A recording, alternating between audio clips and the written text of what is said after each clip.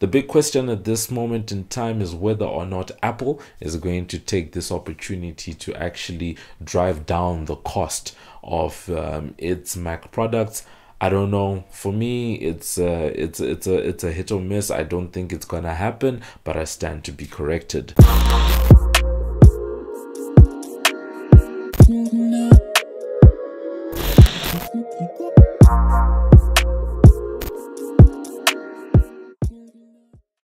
Hey, what up? It's your boy MobbJustice back again with another video, and for today we're looking back at what happened last week, perhaps some of the biggest tech news to happen, you know, at least in this lockdown period, and that was Apple's WWDC, that is their Worldwide Developers Conference, which happened last week Monday, and that was the 22nd of June 2020. Now, WWDC is when Apple actually showcases what their strategy is going to be when it comes to software for the next year or so. So you saw announcements coming through about tvOS, iPadOS, iOS, macOS, and watchOS, the different software platforms that Apple actually owns. There were slated to be a couple of hardware announcements, at least that's what the rumors suggested, but there was no such business that happened. And I think it was the first time that Apple has actually done it as a virtual experience. As you can imagine, with social distancing, corona, things like that, they couldn't get the usual, you know, thousands of people that will go for that developers conference to be there in person. So it was a very high quality production. I have to say that as a video nerd, as a tech geek, I was very impressed by the production value of that keynote. We saw a lot of FaceTime from Craig Federighi, senior Apple vice president, just talking about the various announcements and sort of leading that whole progress throughout the production. About an hour and a half. If you haven't checked it out, I'll definitely link it in the description below. Now, one of the things that stood out for me, because as I said, they had announcements across their different software platforms, but what really stood out for me was macOS, and specifically the Mac itself, because this will be the first time that Apple actually moves from Intel based Macs, and it's going to be moving towards making its own silicon, its own chips that are going to be going inside its laptops. If you're in the tech community by now, you have probably seen all the details about the fact that Apple is moving towards making its own silicon. But what does this actually mean for the company? That's what I really want to discuss. Well, like, what are the possible economic and strategic implications of the decision on Apple and its partner network? The first one to think about is Intel, right? Because Intel makes chips for different products. If you have a computer, chances are it runs on some type of an Intel chip, and the most famous ones usually, back in the day, I made a video around a computer buying guide, and I remember talking about your i3, your i5, your i7. Now there's an i9, things like that. That's what Intel has always been famous for. But now what Apple is doing is that they're going to be making their own chips, and it's nothing new when you consider Apple's journey, because ever since the iPhone 4, they've actually been making their own chips for their mobile devices. The iPhone 4 is powered by the A4 chip. Apple's A4 chip. This is a chip designed by our own team. They are really good, and this is wonderful to have in an iPhone. And then that ended up filtering through to the iPad, and now Apple's just making the natural move towards making silicon or chips for its own Mac computers. For Intel, I think this might be a very interesting time for them business-wise, simply because the move away from Intel by Apple, it's going to be a structured process. They say that it's going to be a transition period of at least 2 years, and that Apple is actually planning to release a few more Intel based Macs that they're going to be having. But more than anything else, one has to wonder what the years will look like when Apple is now completely making its own chips and does away completely with the more than 15-year relationship with Intel. Because firstly, Apple has always, for the last decade and a half, has been sort of what you call an anchor customer for Intel. Intel every year was guaranteed that at least they're going to be having business from Apple in one form or another for their line of Macs. If you look at it across the board though, laptops and desktops, Apple makes up a small part of a market that is dominated by mainly Windows devices. So obviously Intel is still going to have a big market, but even there in the Windows world, they are facing some competition from AMD with their line of chips. So one has to wonder what Intel's business is going to be looking like. And for a lot of people, the question is, will they lose some customers because Apple's also shifted, and are we likely to see other manufacturers trying to get into their own chip making game? But more than anything else, what I'm really excited about is the optimization that is likely to come because of this move. And when we say optimization, we mean, as I said, Apple's very good at making its hardware fit for its software, which is why a lot of its iPhones, for example, run faster than Android phones, even though some of the internals aren't always the highest spec. And I'm excited to see if they'll be able to do the same with some of their Mac computers. Right now, the new iPad Pro actually runs and performs, at least in benchmarks, runs and performs better and faster than some of the MacBook Pro products that are out there, simply because Apple has been in charge of that whole process and they've optimized their chips for their hardware and then that software as well. So going forward, what I'm interested in is to see how much speed and performance Apple's going to be able to get out of these machines. But more than anything else, one of the things that really came out of the demonstration last week was this coming together of the different platforms. So for example, you saw a lot of cross-platform sort of integration that's going to be happening. You're going to, when everything is said and done, one will be able to run the same apps between Macs, iPads and iPhones. And I think that's a very exciting development, because it simply means that a developer will be able to develop one application which they know that is going to work across multiple devices, which is something that you don't see in other places.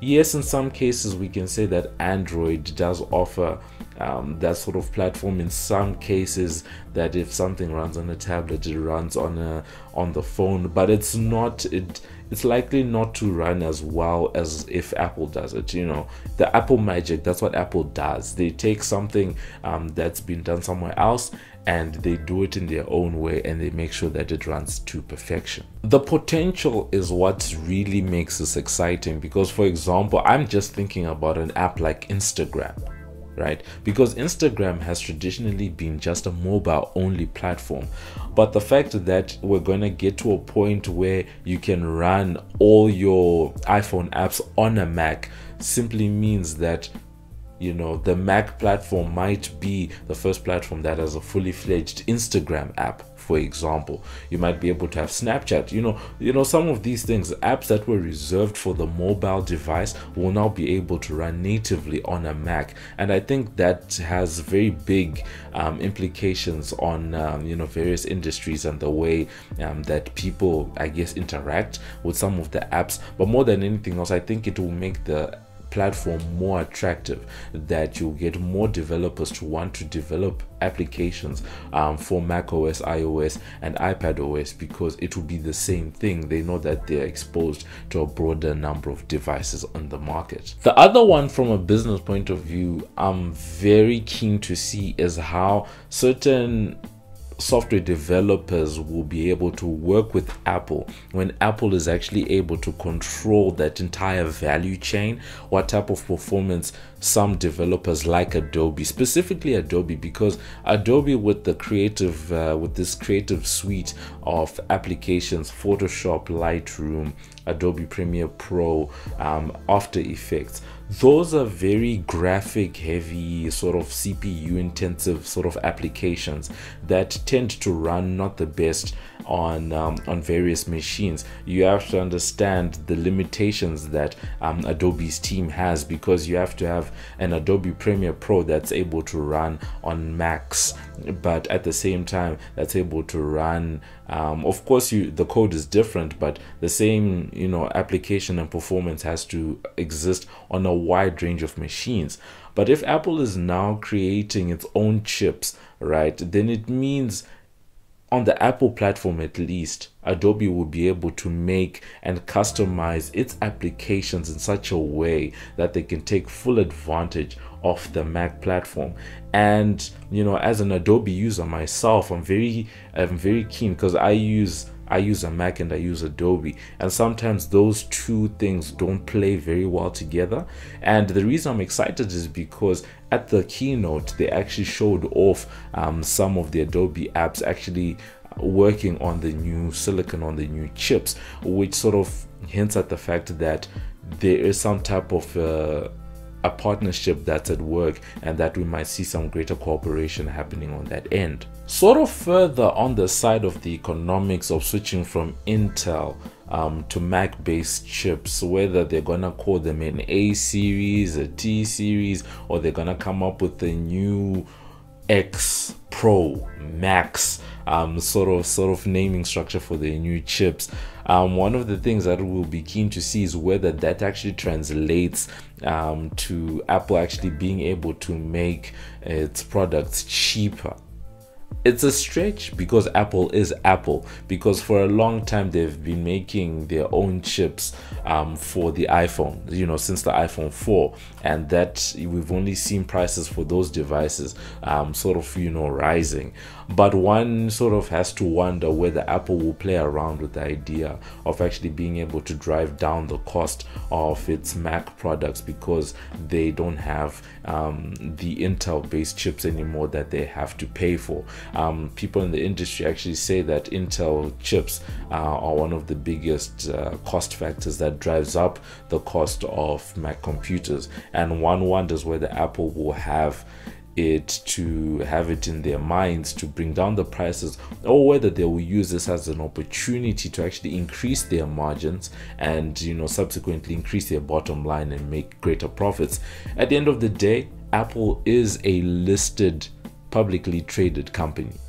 They are in the business of making profit. So whether we like it or not, they have to return money to shareholders, they have to show shareholders a high return, and they have to attract new investors and keep pumping up their more than $1 trillion current market capitalization by showing value to the investment community. So I don't think that they're going to drive down the prices, but I know that in a lot of parts of the market, people think that this might be a case for the company to actually bring down the costs. Whether that's going to happen, we'll wait and see. So moving on from the announcements around the Mac and the new chips and the silicon, there were a couple of other things that did stand out to me. As I said, you can actually go see the actual keynote.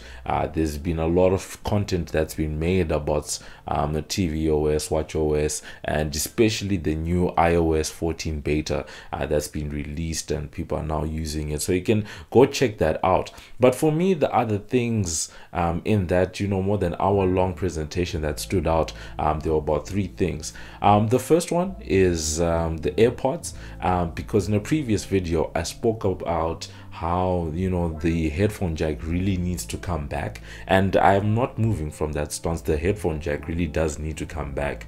But for those in the AirPod market, it seems that Apple is making it easier now to move between devices, because they actually introduced a new feature where you can seamlessly move from listening to music or a program on one device, and when you pick up another one, it actually sort of automatically switches, because it can sort of sense the fact that you're moving on to a different device.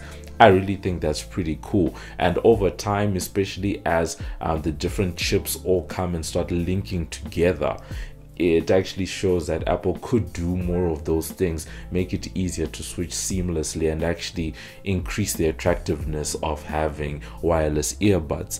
And the other one on the AirPods was the spatial awareness. If anyone has actually seen a 360 video on YouTube or something like that, you know that if you put on the goggles or something like that, you can actually move your head in a way where your eyes will be able to see the different sections of the room as if you were in that room.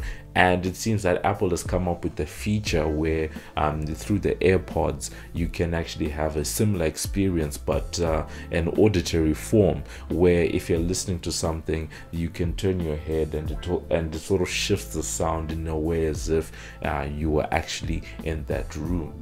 Now, the second thing I was excited about in terms of the announcements was iOS 14. As an avid iPhone user, you know, for many years now, I was actually quite excited to see some of the new features that they're bringing onto the platform. Yes, a lot of the features are coming from Android, but they're being done in an Apple way. As an Android user as well, it's actually cool to see some of the features that we've been using actually now coming to the iPhone, especially widgets. I mean, if anyone who's had an Android device who has been using normal widgets, not the ones that are sort of hidden away on that other screen in that list view that Apple has, we're talking normal widgets have been on Android for years now. And it's actually interesting when you see the reactions that people, you know, had, because Apple is sort of known as bringing some features after a long time. So it's good to see some of that development. The other thing that stood out around iOS 14 is I think it's actually going to fundamentally shift how people actually interact and work with iOS. It sort of reminds me of the shift that happened when people moved from iOS 5 to iOS 6. Where Apple went from the skeuomorphic design sort of to the flat, I think they called it material design at the time. A bit controversial in the way that it was executed, but I think this is a similar sort of shift, perhaps not as radical because the interface itself hasn't changed that much, but how you interact with it. Once again, it's by bringing widgets in, it means that people's home screens are not going to look the traditional way that we've been used to iOS home screens looking for years now.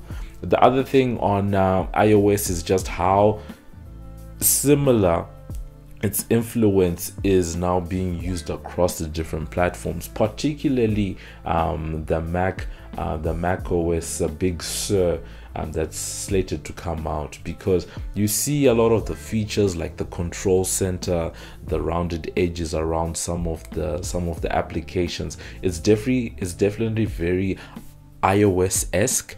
And I remember during the keynote, I was actually thinking that they're trying to blur the lines between the different devices as a way to justify the cannibalization of, let's say, the Mac, for example, where one day your iPad becomes your pure computing device as opposed to having a Mac and an iPad, because, you know, having them coming together skew the things and you justify getting rid of the other. So that was that on that end. And then the last one was the key sharing feature that they actually demoed, where you can actually load up key access for a motor vehicle onto your phone and actually send it to someone who can open your vehicle. It was actually a very cool demo that they did with the BMW, the new 5 Series, about how you can actually do that. So those are some of the standout features for me. I was hoping to see a little bit more on the side of tvOS, but I guess picture-in-picture was the big thing that really came out from there. And then the other one that was interesting, sleep tracking on the Apple Watch, but still some questions being asked about how it's going to work in terms of battery life and what type of detail that device is actually going to be able to track. On the whole, a pretty good set of updates as far as I'm concerned. We weren't expecting some of the things that were brought in. A lot of it had already been leaked, especially the move to Apple making its own chips for its Mac machines. On the iOS side, yes, a lot of the features have always been on Android for a long time. Good to see them coming through, but on the whole, for me, the fact that Apple is moving to its own chips, for me, still stands as the biggest announcement of the day. I think it's fundamentally going to change how the company runs its supply chain, and it's going to change its the economics of especially the Mac line of products. For Intel, once again, I said this earlier on, but I just want to extend this as a thought. We're now in the realm of speculation, but I want you to think about something for a moment, right? Because Intel has always made chips for, it does make a couple of its own computers, but it's always supplied the industry when it comes to desktop computing and laptops, right? But now going forward, we already know that the current iPad Pro runs faster than some of the Intel-based MacBook Pros. Follow me for a moment here, because what it means is there must be an industry, a whole computer and other device type industry that is sitting and watching these moves that are being made by Apple, and actually thinking to themselves that if Apple can squeeze out this type of performance from its own chips, then two questions arise, right? Actually, three questions. The first question, right? Should other manufacturers be making a similar move, right? Leaving Intel. That's the first thing. The second thing is, will Apple be able to make a case or justify actually competing with Intel, right? Because one of the things we understand about the device manufacturing industry is that there's a lot of cross use of components, right? Apple computers use Intel-based chips. At the same time, we know that for a long time, Apple was getting its displays from Samsung, that sort of thing. So one has to wonder, right, if there's a whole industry looking at these moves and actually realizing that Apple-based chips are actually faster than Intel chips, does that mean that other device manufacturers might perhaps be tempted to buy a version of Apple's chips that they can use in their own computers, right? I mean, think about it, right? Because if Apple's able to squeeze better performance out of its own silicon than some of the Intel chips, yes, there's some optimization, but some people may look to Apple as a credible source for getting silicon, and Apple could perhaps one day manufacture chipsets for other manufacturers. It's a bit, out there, but I think a case could actually be made for it. The third thing one has to also then wonder is whether other manufacturers will now be tempted to also leave Intel, perhaps not get chips from Apple, but decide to make their own chips, right? Because we already know that other manufacturers have mobile device chips that they already make, right? Could they perhaps decide that they're going to get into that market for themselves, take the lead from Apple, start designing their own silicon, and completely do away with Intel? And I think from a business point of view, this is a moment that Intel really needs to make a case to justify the actual value of its computer chips and its processors at this time, right? The next 2 years are going to be very interesting, I think, for Intel. And I guess in the same breath, one will wonder whether Apple's chips will be able to run Windows-based. I'm not a technical person. I am not I'm not a coder, and I'm certainly not a computer scientist. But one just has to wonder what the actual capability of these chips will be. For a long time, the industry has wondered has always said that the chips in the iPad Pro were really good performing chips that were being held back by the software. But now, as the software gets better and more of that power is being unlocked, we're really going to be seeing what Apple can do with these chips. If they're already faster than some of the laptop grade machines, then the future is going to be very interesting. Perhaps on the last point, one has to wonder whether Apple's going to take this opportunity to make some of its Mac products come in at a cheaper price. If you look at the developer kit, which is basically a Mac Mini with iPad Pro internals inside it, that developer kit is coming in at $500. And there's some speculation in the industry that if Apple can actually deliver a developer kit Mac Mini at half the price of a new Mac Mini, is that an indication that by controlling its own chipset and supply chain, that the company will be able to actually deliver products at a cheaper price? In my opinion, I don't think so, but we all stand to be corrected and to be pleasantly surprised if that does happen. So that's been it in terms of this video. Thank you so much to everyone who was watching. The big question at this moment in time is whether or not Apple is going to take this opportunity to actually drive down the cost of its Mac products. I don't know. For me, it's a hit or miss. I don't think it's gonna happen, but I stand to be corrected. Let me know what you think. Is this something that you've been following? Did you know that this is the move that Apple was making? Are we making too much of a big deal of this issue, or do you think it could actually potentially be a bigger fundamental shift in the computer industry than we actually realize today? Let us know in the comments. Otherwise, we will catch you guys in the next one. Thank you for watching.